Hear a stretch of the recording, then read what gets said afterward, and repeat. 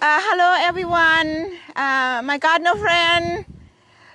Today is Thursday the 8th, March 8th. As you see, there's so many Japanese maple that I have. This is Japanese maple that I had Cody earlier in the fall to go around in my garden and then put it in the little pots. Just so many. And before I go any further, I have to say my name is Sorat Giberson. This is Sorat Giberson Garden in Aston, Georgia, USA. And my channel is Giberson Channel. And again, I have to thank all of you again in Aston area, and then in basically I look at my record right now. The whole world is watching this script. I am so happy. I'm so happy that we are making connection from the bottom. Whoops! Thank you so much. And for Thailand, and then I have a lot of supporters from Thailand too, and Non Sang Long Kung Bananoy also featured it garden too in Bangkok, Thailand, and in India I say hello, and Vietnam I say hello, and I am so proud beyond beliefs that I have many people watching. Thank you from the bottom of my heart. And for Thai people สวัสดีค่ะเราเจอกันอีกวันนี้นะคะก็จะคุยกันในเรื่องต้นส้มแล้วก็Japanese maple โอเคสวัสดีค่ะแล้วก็จะคุยกันไปเรื่อยๆนะคะOkay, today I want to share with you the seedling from the garden. Japanese maple self-seed very good if you have the good soil, if you've been taking care of your garden, you have like a lot of, you've been mulching your garden. If you have Japanese maple, the blood good or the green Japanese maple, go look around, you might find a little baby that look like this. It's beginning to have the foliage like this. Can you get it real close? The foliage that look like this, you know, this is Japanese maple, so you can, for right now, it's not too late to pick it up from the ground carefully and put in a small pot. But if you want to let it grow in the ground for a couple years, and then put in the pot, that's okay too. You know, if you let it be like maybe three years or something like that, it might be a little hard to get a transplant. So, you know, I mean, you make that judgment. And then the reason I'm doing a lot of this today to show you this, because I see a lot of Japanese maple all around. You know, I'm pretty sure you can find a lot of seedling on that. And excuse me, I'm gonna walk over here, and then I'm gonna get these. This one right here is green. You see green, but you see a lot of beautiful edges that are coming out when they first come out like that. It looked like that from the beginning because they are seedling.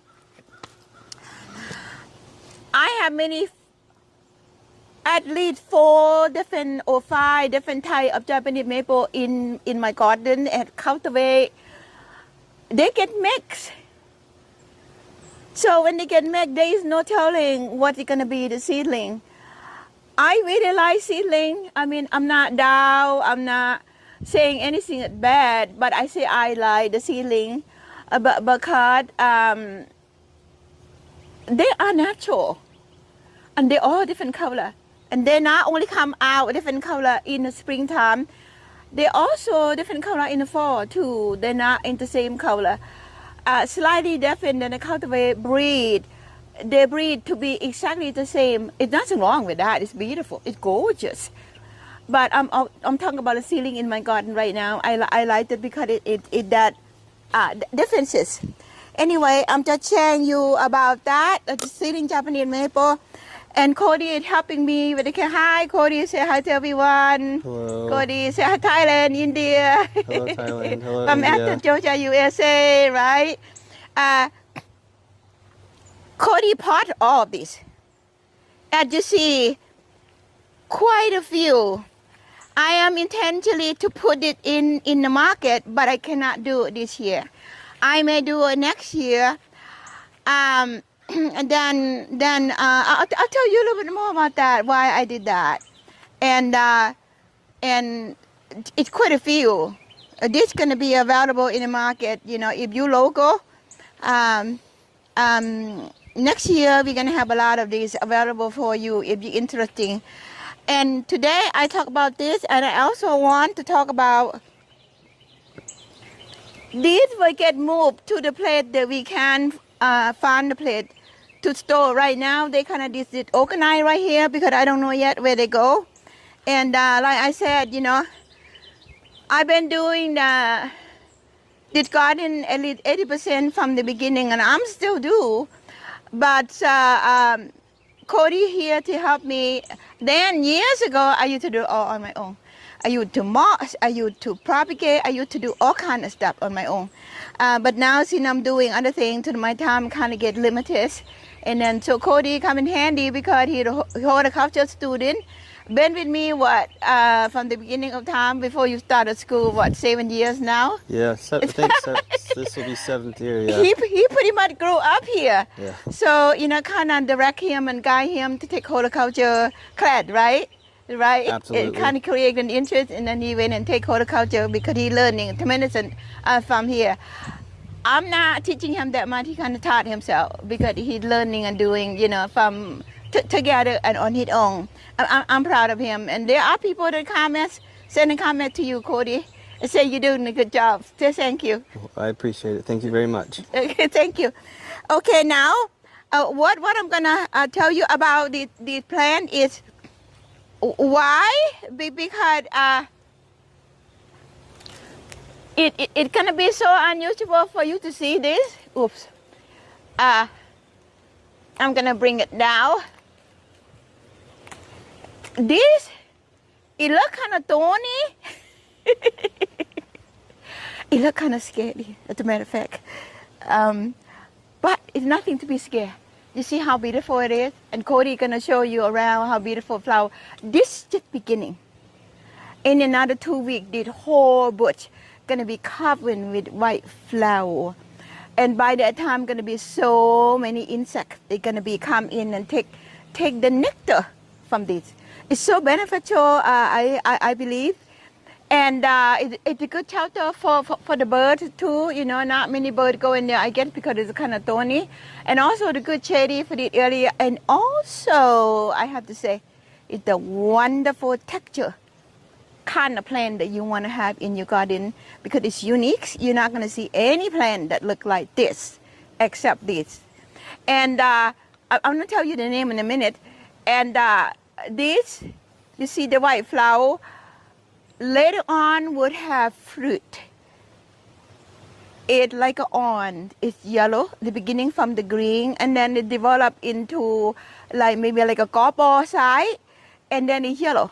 And it be like that all summer long, and then when it late fall, the fruit is gonna fall. Just remember, if you have these, if you don't want to have too many, you collect the fruit and throw away somewhere else. Otherwise, gonna be a lot of seed that coming up from the ground. But it's only around the tree, and it's very easy to remove. It does not have the runner root that were popping up everywhere. It does not do that. So okay, that is that. Now I'm gonna tell you about what this plant. Long time ago, when I bought one plant, it called the dragonfly on. That's what it called. Soon it might change the name now because that name has been established for more than 10 years. A plant get name change every 10 years. Circle, I think. They might have a better fancy name, I don't know, but that's what they call then the dragonfly on. I said, ooh, the dragonfly. I'm from Thailand. I'm really familiar with the dragon and what is the dragon had the wisdom on the feng shui and all the six sense and serve in that area. Because of that, I click on that right away. And I bought that plant and grew it somewhere else. And this one was the seed from that dragon on that I bought. That one I didn't get so big. But I took the seed from there and I planted here. This had been here probably more than 10 years now. When I first planted there, it was like a little bush a little plant. And then at the further go, and as you see now, I'm pouring it down so you can see the flower. When I first started, can you get here too dark, Cody? No, you can see. When I first started, this is like a bush, but I keep pruning. I keep pruning for a while before Cody is here, so I get it to be like about here. I did it on my own. I keep pruning that until little by little it become a tree. I wanted to share it with you because I don't think you see it too often. So it became a tree. Then every year I would eliminate, like for this year, Cody, I feel so sorry for him. Now every year I would cut the one that had too much crossing out. But for right now, I'm not gonna cut it because the flower come out and beginning to create a lot of flower. When I cut it, when the flower beginning to fall off, and then I can cut it like maybe the end of April. It's still okay. It go through. It's pretty tough kind of plant. It'll go through the summer okay, and then the one that remain a little bit more airy, a little bit prettier, and I will see the orange fruit better. So I'm not cutting that today, but I explained to you. So now it become a tree. This is not the original form of the dragonfly, but it's a baby of the dragonfly. I think it go back to the original root. But to get a bigger tree like that, you do have to prune it. If you don't, it will be like a big bush. Okay? So now enough about these plants. Plants, great texture. Something that you're not seeing too often in mini garden. Plants have the beautiful flower for early spring for the insect that just coming back from the dormant, from the hibernate, what they say. And then plants, you have the beautiful green fruit, like a little thumb side and gradually to be like a golf ball side. And then it turn orange, and then it remain like that through all the summer. Look like an orange tree. In Georgia, we cannot grow on to have the tree that look like an orange tree like that. For in my garden, it is the plant. Then create a beautiful texture like a tree. I can grow the thing around here, and that the plant it does not send the root that come out and invade other plant. It remain right here, and the plant does not need a lot of water. You know, if you don't water in the summer heat for many days, if you don't get rain, and that is okay too. The minus is very little. You have to keep prune out the dead one that grow caught each other, and you have to collect the fruit when they fall on the ground. And then if you don't want a lot of baby, you just take the fruit and put it in the bag and then send it somewhere. It's up to you. And that is simple. And then that's it. I hope you can find that though. If you want it, if you are local, I have a lot of baby in a little pot that I can share.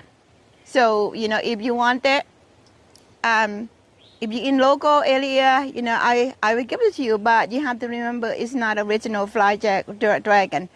And gone back to original form. Some people told me this, true or not true, I don't know. They said that they see this thing grow in the wood. So because of that, they think that it's native to Georgia as well. But you go online and learn about that is true or not. You know, I just heard that message and I never go in and check. I just thought it was very interesting to see the tree that will grow in the wood somewhere, and where, I don't know. So that is that. How many minutes, Cody? 14. Huh? 14. Okay, 14. That's what I want to share with you today. You see this behind me right here, and I will share with you tomorrow. I built it without a whole lot of cost, but some work, and I will share with you tomorrow. And today, and I thank you for you being with me. and I covered about the Japanese maple ceiling, and covered about the fly dragon on, the ceiling from the fly dragon on, how beautiful it is. And again, I would like to thank all of you that are watching right now. And like I always do, I say thank you for supporting me, and I thank you for subscribe, and then I thank you to people around the world. And I would thank people in Thailand who are supporting me. And on the end, I would say like my custom in Thailand, what we do, when we first meet each other or when we leave each other, we said, สวัสดีค่ะ